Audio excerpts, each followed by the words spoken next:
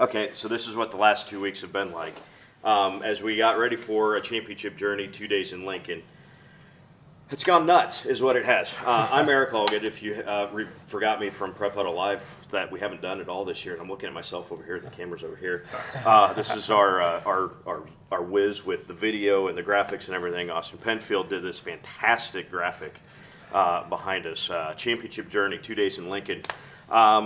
Austin, when we set out for a video project, we kind of started as we got towards the into our fall sports season. We kind of went back to what we did a little bit last year, and we had a project that you kind of just out of the blue dubbed a Championship Journey, and it was with Wilbur Claytonia. We also did a similar one with Bellevue West, and we did that with Mike Sauter and his recruiting website at the time. But we want to kind of preview what is coming up for a Championship Journey 2 days in Lincoln, which is going to debut at some point in the future. But as the intro tells you, we have been going kind of nuts in the last 2-3 weeks trying to get everything together. But we wanted to give you a little preview of what is to come and kind of how we got here. So we get to last year, and we get into the postseason, and Wilbur Claytonia becomes the only Striv school to make it to a football championship. And football is, for better or for worse, it's the thing in the state, right? Today was a national signing day, and Twitter and everything was going crazy with recruits that were signing. It's a big deal, so we wanted to make the fact that Wilbur Claytonia had made it to the championship a big deal. So we knew we were going to do some sort of video project, and then, of course, they go and they win the darn thing, right? Okay, so what else we were going to do? Yeah. So inspired by BTN's The Journey, which if you've seen that has been kind of cool to watch on Big Ten Network.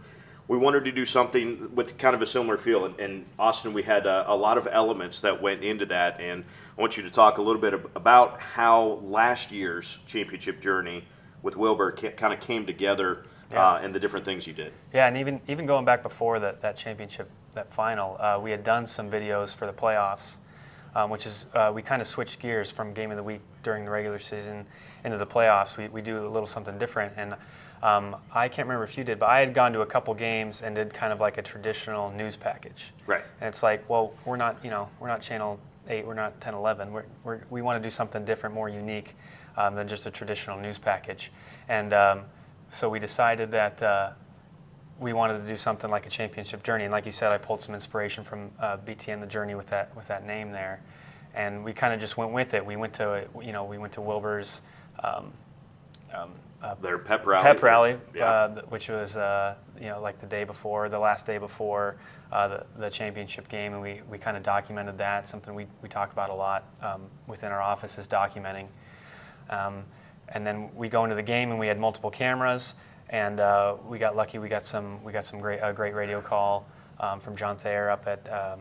Up in South Dakota. South Dakota, right? Yankton, yeah. South Dakota, yeah. Crofton was the opponent, so they were covering the game on the radio perspective, and so John was gracious enough to give us his radio call. And if you've seen The Journey, that was kind of where that came from, was that you might have some narration, you might have some other things that kind of go around it, but sometimes a radio call can actually tell a story really well when you lay it over the top of some video clips. Yeah, I mean, me personally, watching clips is great, but when you get those highlight clips that are from the field level and then underlay the radio call or the broadcast, I really enjoy when I see that. So I kind of wanted to replicate that with what we were doing, and then so we've got video from outside of the game with the pep rally. We've got the game highlights. We've got the radio call. And then we did some graphics as well to kind of help things move along, so you kind of knew when stuff was. We kind of just pulled in radio for those big plays, and then maybe quarter breaks and going into halftime and stuff like that. But you wanted to know what the score and what the clock was, because we didn't necessarily need the radio guy to say that. I could just throw it up on screen. So those are a couple of the different elements that go into that, and then of course a big one is getting a good audio bed, the music to kind of to keep the ball rolling there and kind of tug at the heartstrings a little bit at some places, depending on Wilbur won. We've a couple different stories this year, but we'll see how that turns out. We'll see how that turns out. And so what I thought was really cool was, we didn't have necessarily a big plan going into that game. and going into that pep rally of this is how we are going to tell this story, whether they win or lose, right? I mean, you kind of have to. That's the thing about sports. You kind of have to get to the game and then see what you got, and then what story emerges. And one of the cool stories that we got actually Monday at the pep rally was they were forecasting rain for the next day, and they did kind of this cool thing going around the gym, and it makes it into the video with making different sound effects. So they were swishing their hands, and they were snapping, and they were patting their, and so that element though you laid into this just beautifully. Tell us how you kind of went to that. Yeah, so I ended up opening the video with a quote. I believe that one was from Lombardi. Vince Lombardi, right. And underlaid some thunderstorm kind of sound effects to it. And those go away, and we pull up the regular, the music, and go into the pep rally. And then it wasn't actually chronological. They did the storm beforehand, but I ended their pep rally with that sound. And when they jumped to make the thunderclap, I cut right to the championship day and underlaid a sound effect of what an actual thunderstorm would sound like. And then that kind of that brought us into the championship game. So. And then we were very fortunate too, because we kind of show some warm-up stuff, and the part that made me kind of fall out of my seat was the cut from warm-ups of kicking an extra point to cut back to August. And we had been there at Wilbur for a practice, and we had shot for Camp Confidential. Mm-hmm. And that was a whole separate video package. And as with the season goes on, it's like, wow, okay, we knew Wilbur was going to be pretty good, but it's like, okay, Wilbur's really good. And as they got through the playoffs, this might be useful. And right. As it comes back then, so Austin very beautifully cuts from Memorial Stadium and warm-ups for the championship game back to this practice where it was 110 in August. And, you've always heard coaches refer at the end of a season, hey, remember what it was like in August when you got to go through all these toiling practices. This is the payoff. Well, you did it beautifully when you edited. And I remember that day of practice, it was like a special teams practice. Yes. And they did a bunch of kickoffs, yes. And they did just a little bit of offense. We had to ask them to run offense. Yep. We wanted something other than special teams. We asked them if they could do something, and Lynn Jergens was great. Kind enough to do that for us. Lynn was great to, we'll have their offense run a series down and back, and that was it. And so, man, we kind of left that practice. Well, what are we going to do? Well, Austin did well enough just to get Camp Confidential and make it look interesting. Well, when it cuts back, it's a cut from August practice to the championship game. And now it's the slightly more traditional highlights with the radio call underneath and the slow-mo effect, and telling the rest of that story was very cool. And yes, the music had a great impact on that. So that video, if you saw it, if you're a Wilbur fan, I'm sure you saw it. It got a ton of views, and we got some great comments, and we knew that was something very cool that we put together. And speaking of those comments, I mean, we heard another one just the other day, right, from a year ago, and that's something we don't always get to hear, right? The only thing we see if you don't comment on Facebook is that number that keeps growing, and that's what kind of means that we did something good if we get a lot of views. But we love hearing those stories about the guys having the video up at graduation, or you watch this with your family, or whatever, stuff like that. So if you've got some of those, feel free to send those to us. We like hearing that. That's fun. Yeah, of course. So fast forward back to this season.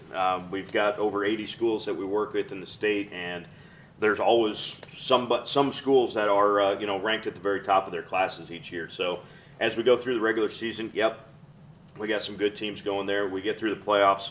Hey, we've still got a lot of teams playing. That was fun. Excuse me. And then we get to the semifinal night, and we are busy producing all over the state these semifinal games. But amongst our internal messaging system, messages are flying about who's doing well, and Boone Central Newman Grove beats Pierce, and then Centennial beats Lincoln Lutheran, and then UTAN upsets Battle Creek, and then Garrett Snodgrass happens, and the York game, York beats Elkhorn South. The run heard round Nebraska with Snodgrass running through. Literally, we went back and counted. Yeah. We went back and counted 10 of the 11 defensive players had at least a shot at Garrett on that play. Yep. Anyway, so now York's in the championship, so we're very excited for that. And then I'm literally in the car. I'm at a game in Norfolk. I'm at Norfolk Catholic in Wahoo, and I'm refreshing Twitter to find out that Kearney beats Prep on a field goal at the end. And so now it's like, wow, we've got a lot of 11-man schools. And we turn around and we go to Monday. East Butler beats Howells Dodge.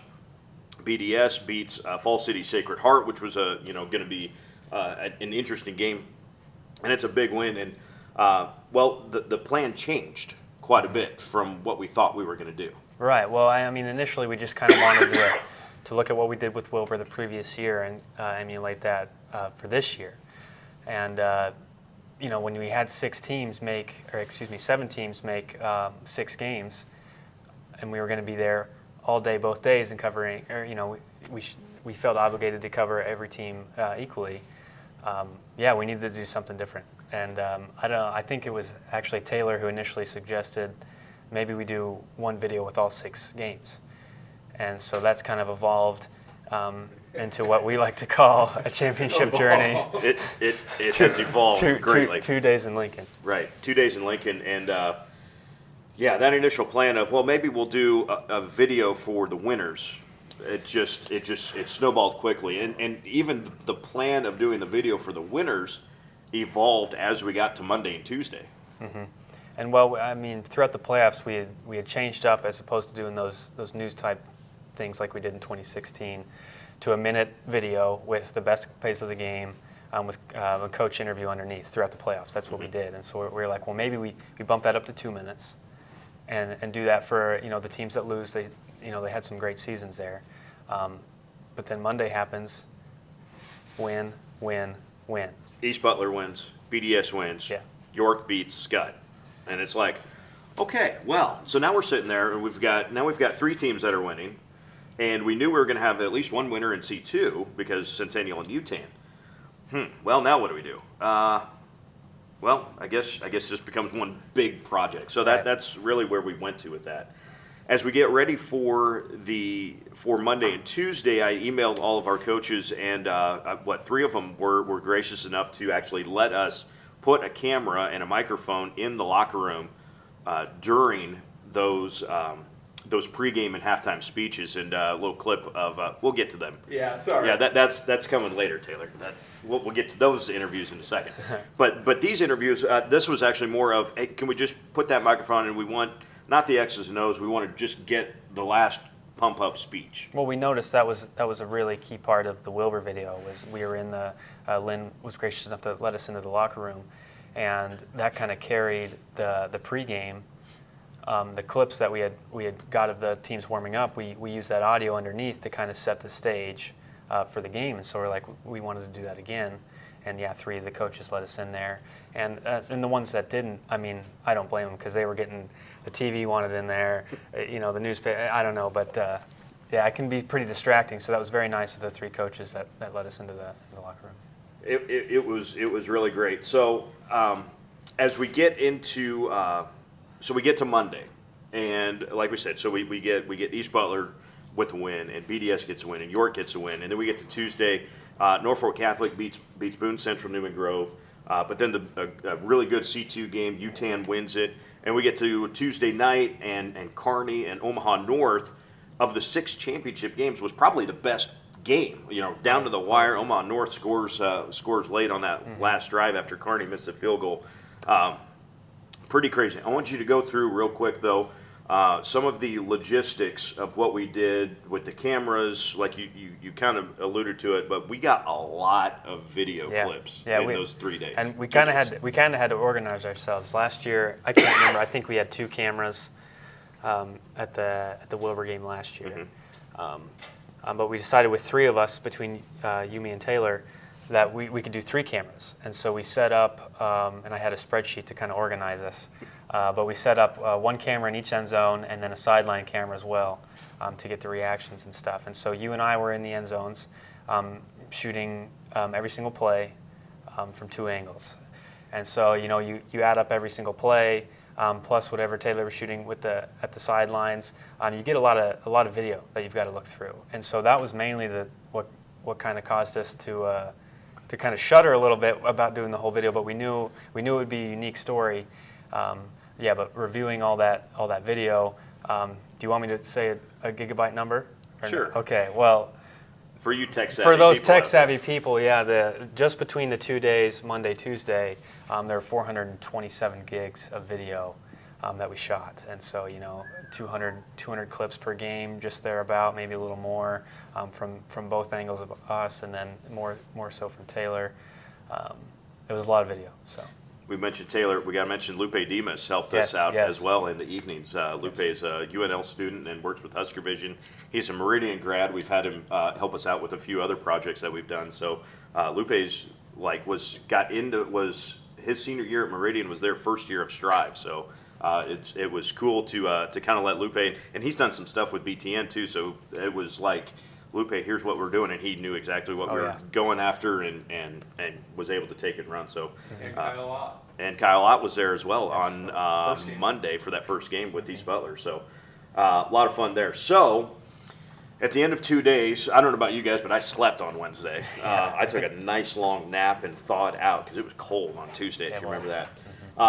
So we come back to work there after Thanksgiving and set up these interviews, and now we're about ready for this here, Taylor.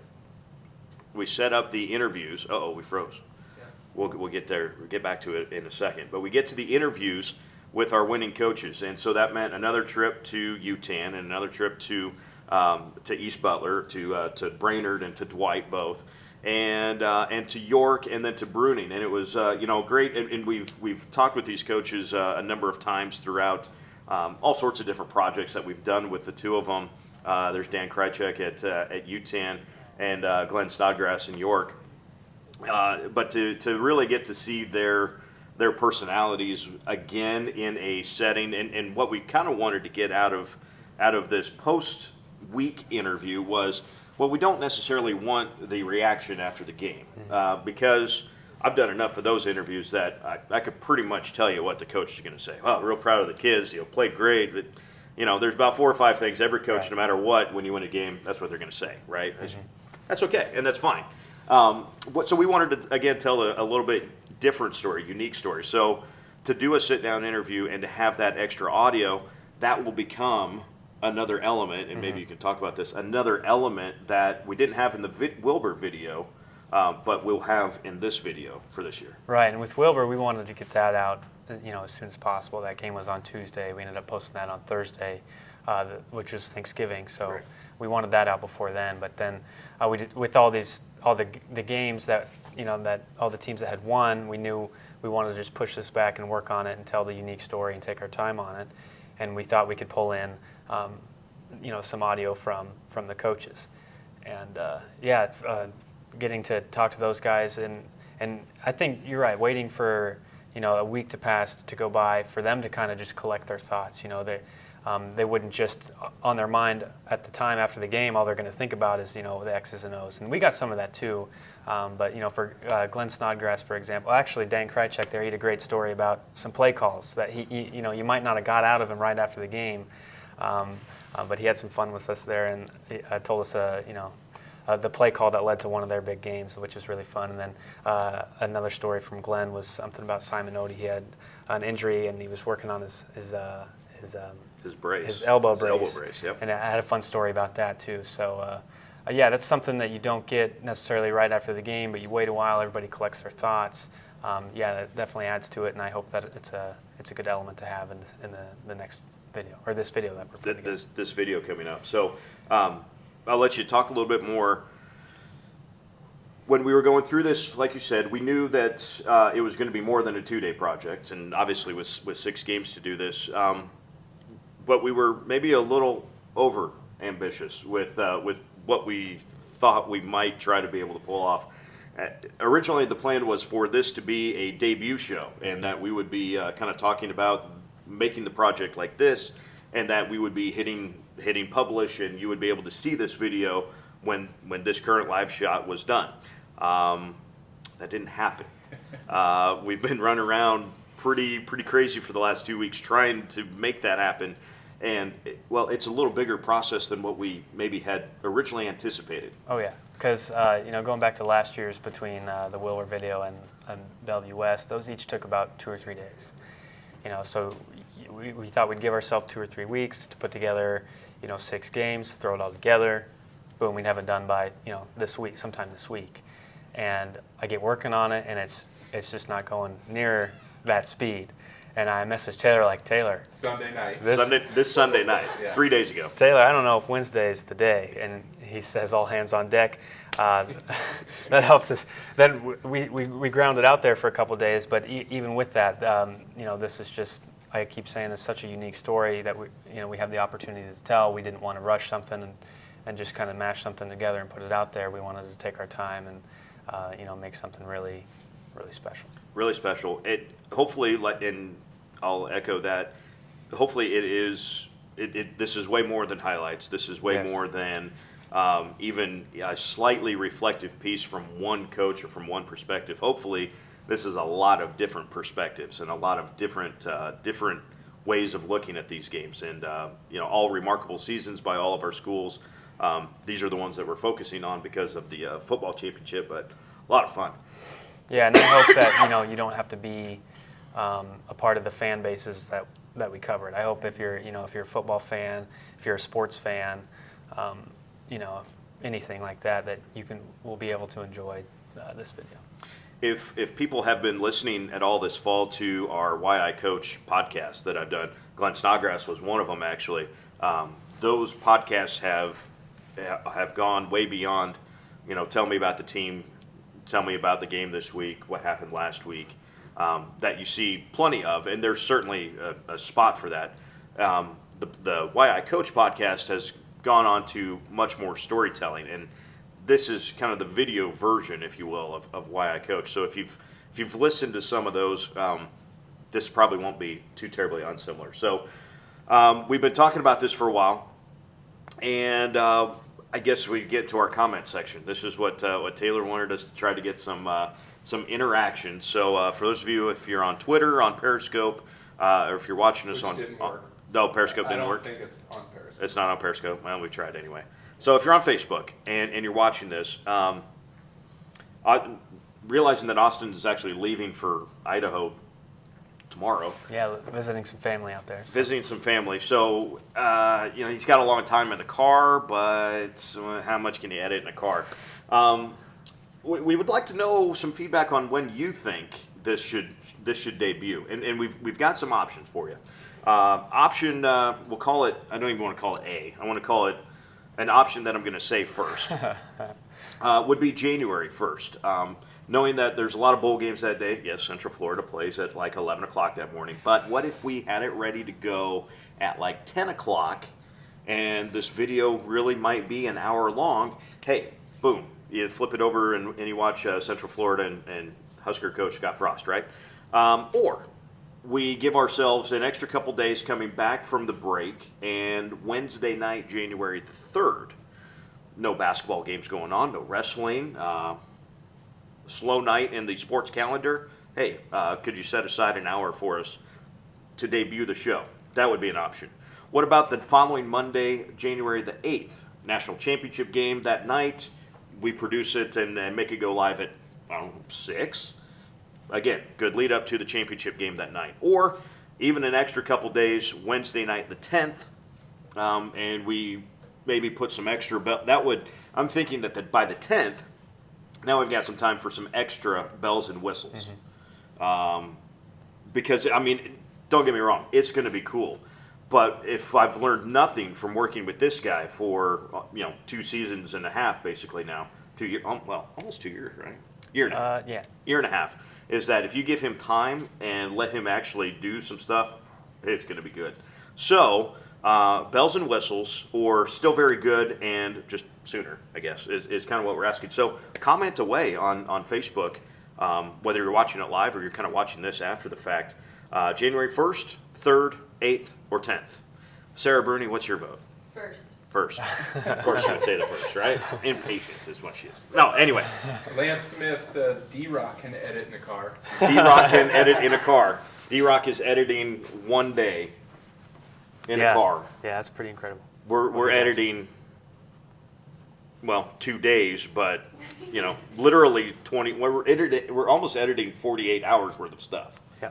Or Plus a little stuff. 24 hours worth of stuff between Yeah. a 10 o'clock start on Monday morning to 10 o'clock that night, and then you're doing it again on Tuesday. It's essentially 24 hours worth of football that we're editing together. So I would vote the third, but that's me. My vote might be a little later than that. Austin's going to vote the 17th or the 24th. I like Monday the 8th. I know that would get me pumped up to watch some championship football as a football about NEB preps. So Right. Monday morning. Monday morning. Monday yes. morning. Let's do it. Give it the day. So, but still, we'd like to hear your vote. That's okay. Vote on Facebook. Just leave us a comment when you think this should happen. I think that's about all we wanted to talk about really tonight. Was kind of preview a little bit of what we did with the show, and what a little bit of a preview of what you'll see. We've already had the kind of the teaser video that was pretty quick. Again, this graphic is just. I don't know if you want. Can you show that full screen here so that we can see it real well, Taylor? That probably took you like 5 minutes. Well, I had kind of done a different one with a different photo, so I kind of just took what I had grabbed on that, threw it over top of this other one. A little more than 5 minutes. Little more than 5 minutes. There's the full graphic there, and we want to say a big thank you to Truck Center Companies that is helping us produce all of this and provide some financial support that makes all of this happen. Take some financial support to get the new camera that Austin and Taylor have gone giddy over. So big thank you to Truck Center Company. We have a comment? Yeah, Gina at East Butler, who I know, she got Striv going there. They have a watch party celebration January 13th. Okay. Okay. So they're doing what York did last Wednesday. York had championship celebration for the community here last week. So East Butler, you said? Yeah, January 13th. January 13th we'll for sure East have Butler. them. So we should, that falls within that wheelhouse. So East Butler, hey, we'll have an extra video for you guys, hopefully to show at that. So I want to say thank you again to all of the Striv coaches, not just the ones that were in the championship games, because we did game of the weeks with other schools. We did podcasts. We did all sorts of stuff. We did articles that Tony Chapman was writing. We can't say thank you enough to all of those coaches and athletes that have given us some time to help share a story. That's what we're all about, and it's great that you guys set aside some time for that. Taylor, for the inspiration and the drive to get this done. Sure, December 20th was a little ambitious, but that's okay. We love him anyway. Well, we talked about if we didn't have a date, who knows what would have right. done, If we hadn't set December 20th at one point, it might be February before this thing was all done.